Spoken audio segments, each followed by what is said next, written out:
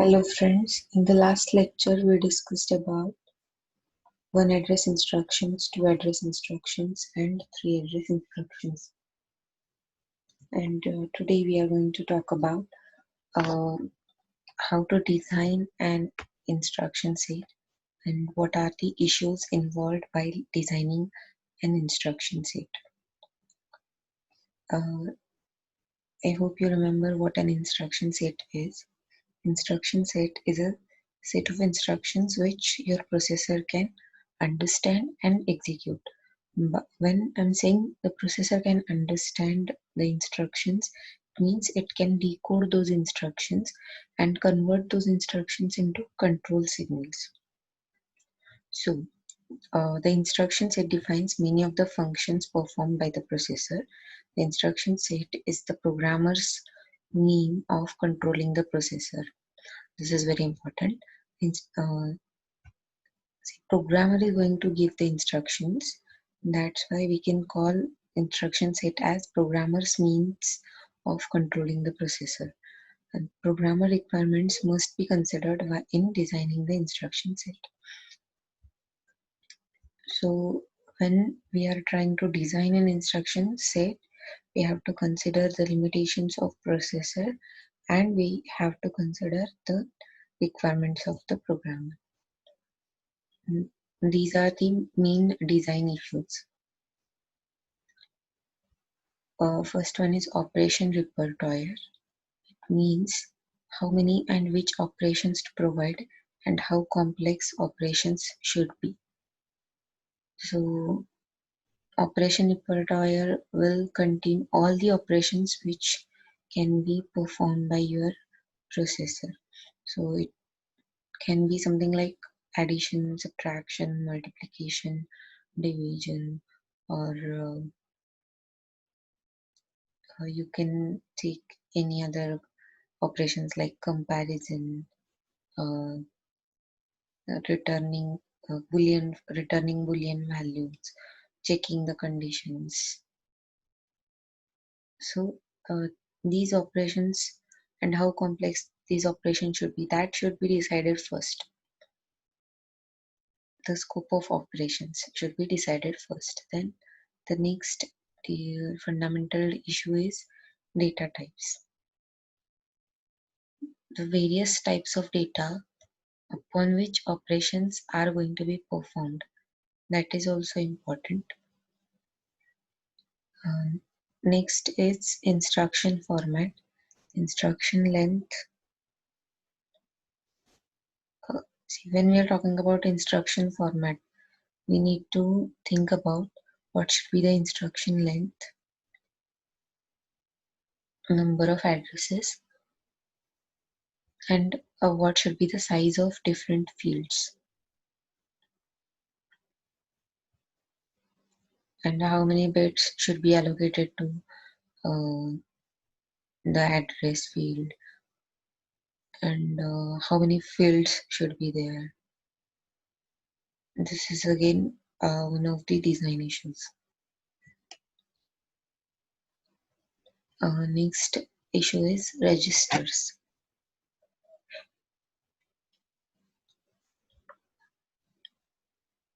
Number of processor registers that can be referenced by instructions and their use. As we have seen in our last or second last lecture, that if you have only one register in your processor, then you don't have to specify that register. It will be like implicit. But if you have more than one register in your processor, then you have to specify in which register the data points, data should operands should be saved. And for specifying that again,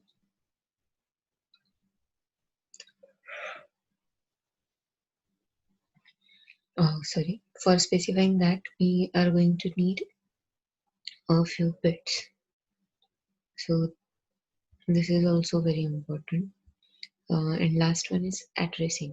the mode or modes by which the address of an operand is specified. We'll study the addressing modes in our next lecture, but for specifying the addressing mode, we are also again going to need uh, one more bit or two more bits to specify the addressing modes.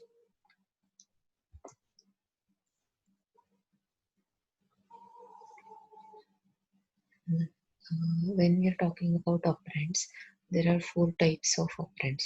First one is addresses. See, addresses can be your operands because when if your instruction is something like go to this instruction, then it will be like you are specifying the address in your instruction, and that address will be fetched from your instruction into your memory address register, and this is where it acts as operand. That's why addresses can also be your operands. In case of different operations like division, addition, subtraction, multiplication, in that case the operands will be numbers, actual numbers, and again there is one more type of operand is characters.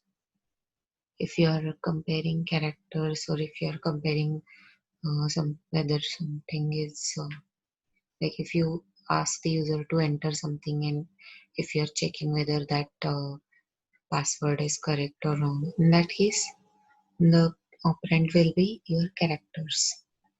And last one is logical data. So logical data can also be an operand. So logical data means it will be uh, either yes or no, true, false. So in that case, this will be used for in case of branch conditions. If one condition is true, you are going to execute a set of instruction, and if that condition is false, you are going to execute another set of instructions. So for checking that condition, you are going to use these kind of operands, logical data. Now, let's discuss about different types of operations. First type is data transfer operations.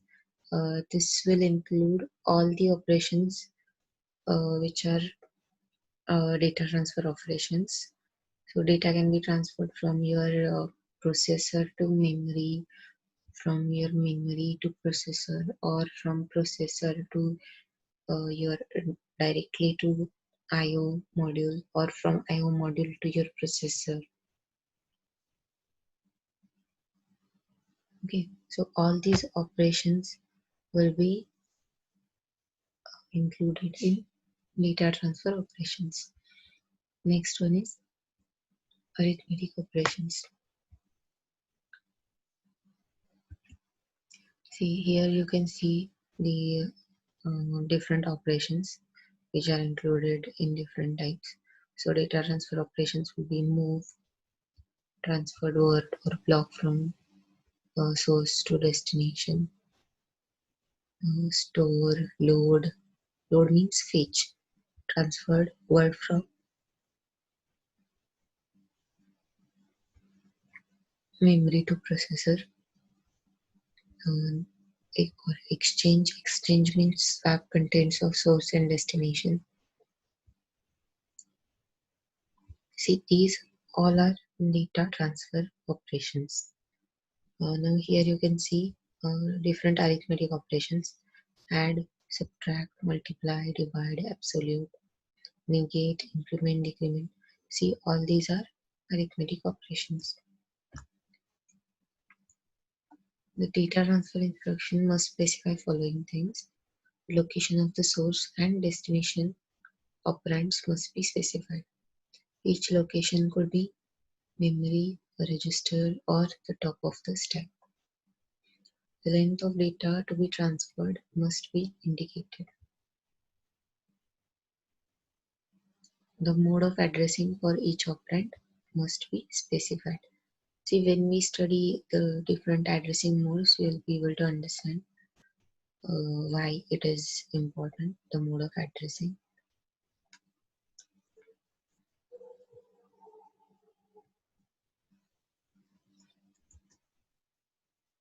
In arithmetic operations, absolute means take the absolute value of the operand, negate means negate the operand, increment means add 1 to the operand, decrement means subtract 1 from the operand.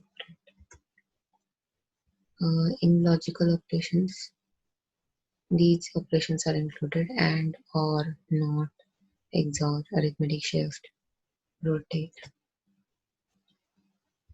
See, here you can see what is arithmetic shift and what is rotate operations. So again, there will be different types: arithmetic left shift, arithmetic right shift. See, this will be used while performing your different operations like multiplication or division.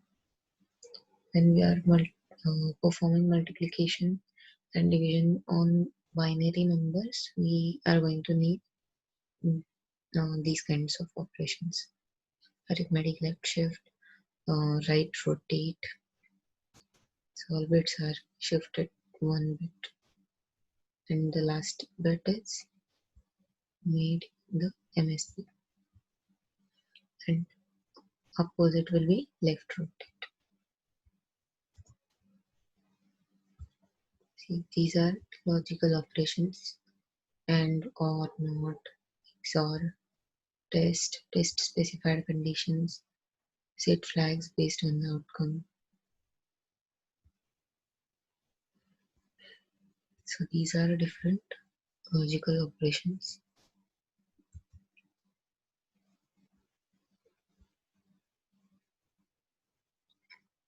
Next type of operations are conversion. Conversion instructions are those that change the format or operate on the format of data.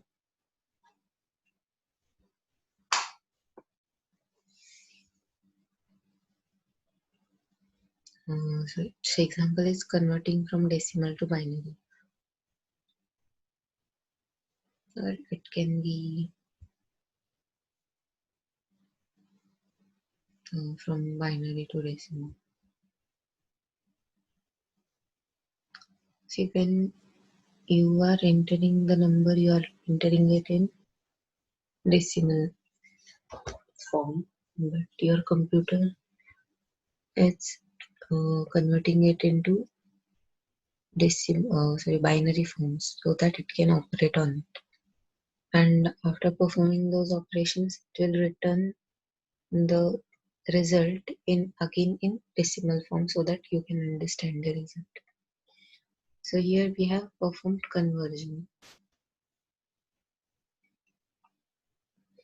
So conversion operations will include convert operation and translate operation. Translate values in a section of memory based on a table of correspondences. Next is IO operations.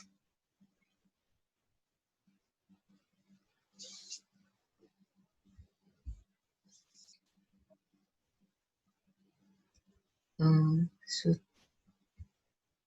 it includes isolated programmed IO, memory map programmed IO, direct memory access, and the use of an IO processor. These are input-output operations. We'll study these operations in detail in our input-output module. Next operations are system control operations. System control instructions can be executed only while the processor is in a certain privileged state or is executing a program in a specific spatial privileged area of memory.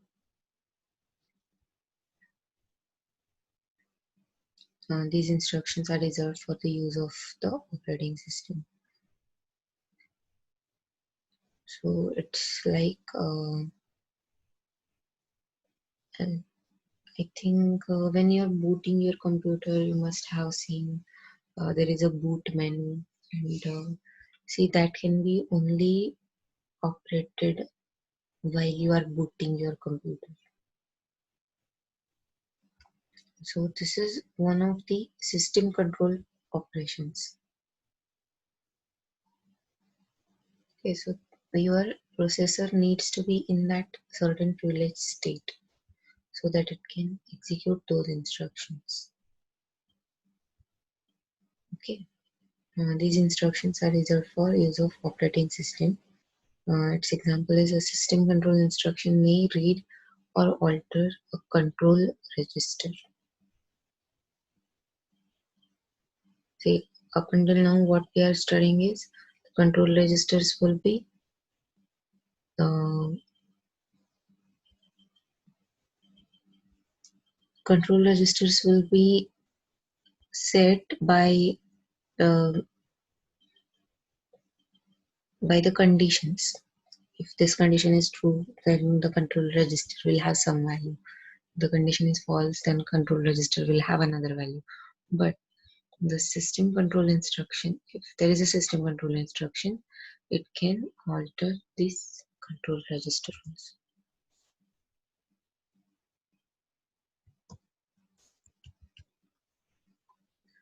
Last type of operation is transfer of control. This operation includes one sequence of instructions is executed repeatedly to process all the data.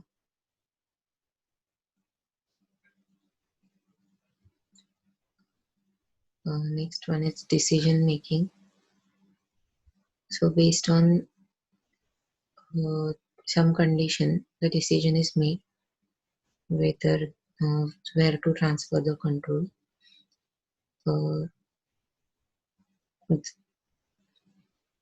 If there is a branch instruction, there will also include a transfer of control.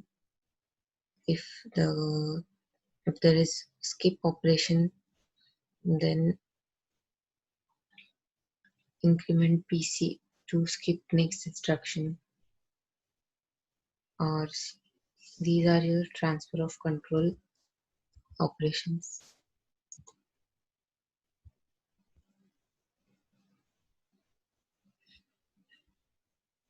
And we'll stop here for today. We will study our addressing modes in our next lecture. Thank you.